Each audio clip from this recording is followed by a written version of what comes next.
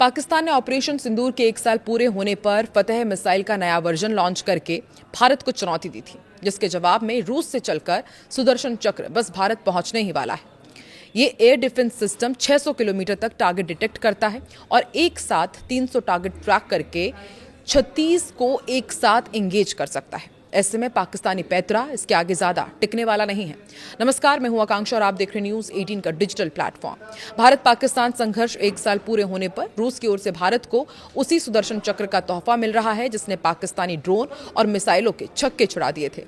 जल्द ही ये वायु रक्षा प्रणाली भारत की जमीन पर होगी और इसके साथ 5वां S-400 भी इस साल नवंबर में भारत भेजे जाने की संभावना जताई जा रही है। पाकिस्तान ने इस रक्षा चक्र का घेरा देखा है और अब इसकी संख्या बढ़ने के साथ ही उसकी रातों की नींद उड़ना तय है। भारत सरकार ने पहले ही 5 और S-400 प्रणालियों की खरीद को हरी झंडी दे दी है, जिसमें किसी भी हवाई लक्ष्य को 400 किलोमीटर की लक्ष्य सीमा तक नष्ट करने की क्षमता है। ये खबर इसलिए भी अहम हो जाती है क्योंकि पाकिस्तान ने हाल ही में फतह 3 सुपरसोनिक क्रूज मिसाइल लॉन्च की है। मैक 3-4 की स्पीड, 290-450 किलोमीटर रेंज और इसके ही साथ टेरेन हगिंग, सीज कमिंग जैसी क्षमता वाले ये मिसाइल ब्रह्मोस का जवाब मानी जा रही है। ऐसे में से चकनाचूर करने का काम रूस से आने वाला ये सुदर्शन चक्र करेगा।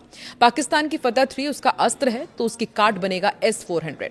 रूसी S-400 ट्रायम्फ सिस्टम इसकी धज्जियां उड़ा देगा। क्या है सुदर्शन चक्र की असीम क्षमताएं, ये भी आपको बताते हैं।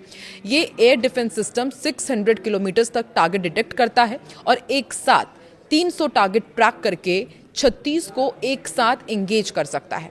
ये कम ऊंचाई पर उड़ने वाली क्रूज मिसाइलों, सुपरसोनिक थ्रेट्स और यहां तक कि कुछ हाइपरसोनिक ग्लाइड व्हीकल्स के खिलाफ भी डिजाइन किया गया है। VHF रडार लो एल्टीट्यूड और स्टेल्थ टारगेट्स को बेहतर तरीके से पकड़ते हैं। फतह 3 का काल कैसे बनेगा S-400, ये भी आपको समझाते हैं। देखिए, फतह 3 सुपरसोनिक स्पीड और लो एल्टीट्यूड फ्लाइट प्रोफाइल चुनौतीपूर्ण है, लेकिन S-400 की रिएक्शन टाइम बहुत तेज है। सिस्टम का इंटीग्रेटेड रडार नेटवर्क और multi layer defence S-400 plus Akash plus Barak 8 इसे और मजबूत बनाते हैं। फतह 3 पाकिस्तान की महत्वाकांक्षा है, लेकिन S-400 भारत की सुरक्षा दीवार को और मजबूत बनाता है। यह न सिर्फ हथियार है बल्कि रणनीतिक संतुलन बदलने वाला गेम चेंजर है। भारत अब आधुनिक युद्ध की सबसे महत्वपूर्ण चुनौती यानी कि मिसाइल थ्रेट का बेहतर मुकाबला कर सकता है। भारत ने 5 S-400 स्क्वाड्रन खरीदे हैं। 3 पहले ही तैनात हो चुके हैं और 2 पाकिस्तान की ओर और एक चीन की तरफ तैनात किया गया है। चौथा स्क्वाड्रन मई 2026 को पहुंच जाएगा और माना जा रहा है कि इसे पश्चिमी सीमा पर तैनात किया जाएगा। S-400 के आने से भारत की वायु सुरक्षा में नाटकीय बदलाव आया है। एक्सपर्ट्स के मुताबिक S-400 न सिर्फ फतह 3 जैसी मिसाइलों को रोकने में सक्षम है, बल्कि पाकिस्तान की पूरी स्ट्राइक क्षमता को भी सीमित कर देता है। इलेक्ट्रॉनिक जामिंग, सैचुरेशन अटैक या फिर हाइपरसोनिक हथियार चुनौती बन सकते हैं, लेकिन वर्तमान परिदृश्य में S-400 भारत को स्पष्ट बढ़त देता है। भारत ने असल में अक्टूबर साल 2018 में रूस के साथ S-400 समझौता किया था। ये समझौता सरकार से सरकार के बीच हुआ था और इसकी कीमत लगभग करीब $5 बिलियन के आसपास की थी, जो उस समय लगभग 40,000 करोड़ रुपए के बराबर थी। इस समझौते के तहत एडवांस लंबी दूरी की सतह से हवा में मार करने वाली मिसाइल प्रणाली की 5 स्क्वाड्रन्स की आपूर्ति शामिल थी। इनमें से 3 स्क्वाड्रन पहले ही भारत के रक्षा नेटवर्क में एकीकृत हो चुके हैं और वो रणनीतिक रूप से महत्वपूर्ण क्षेत्रों में कार्यरत भी हैं, और जो चौथा बेड़ा है वो इसी महीने भारत पहुंच जाएगा, जिसके बारे में बताया जा रहा है कि रूसी क्षेत्र से रवाना हो चुका है।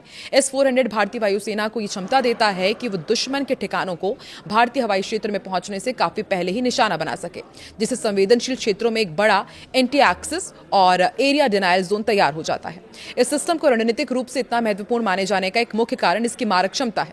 S-400 से जुड़ी सबसे लंबी दूरी की इंटरसेप्टर मिसाइल 40 N6E 400 किलोमीटर तक की दूरी पर मौजूद विमानों और हवा में उड़ने वाली अन्य वस्तुओं को निशाना बनाने में सक्षम है। बता दें कि रूस से भारत S-400 स्क्वाड्रन का मूवमेंट एक बड़ी लॉजिस्टिक एक्सरसाइज है, क्योंकि इस सिस्टम को एक इक्विपमेंट नहीं है।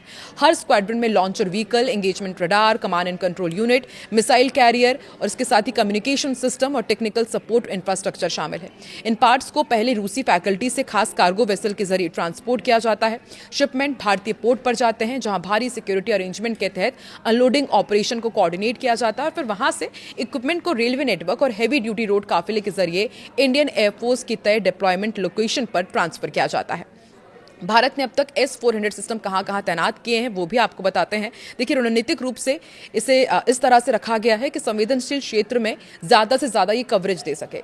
एक बेड़ा सिलीगुड़ी कॉरिडोर के पास तैनात किया गया है, जिसे आम तौर पर चिकन नेक कहा जाता है। ये जमीन का एक सकरा हिस्सा है जो भारत के उत्तर पूर्वी राज्यों को देश के बाकी हिस्सों से जोड़ता है।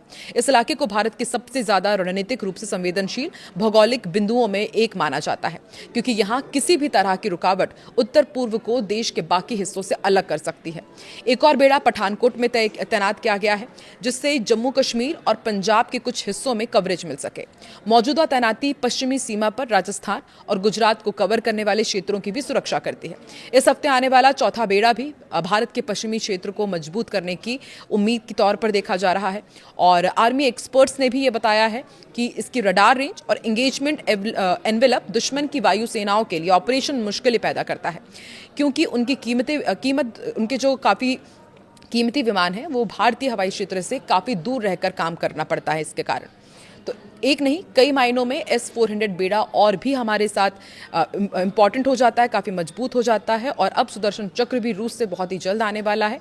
आपको क्या लगता है, जब ये नए बेड़े हमारी भारतीय सेना को मिलेंगे तो ये कितने और ज़्यादा इफेक्टिव होंगे? कमेंट सेक्शन पर अपनी राय ज़रूर दें।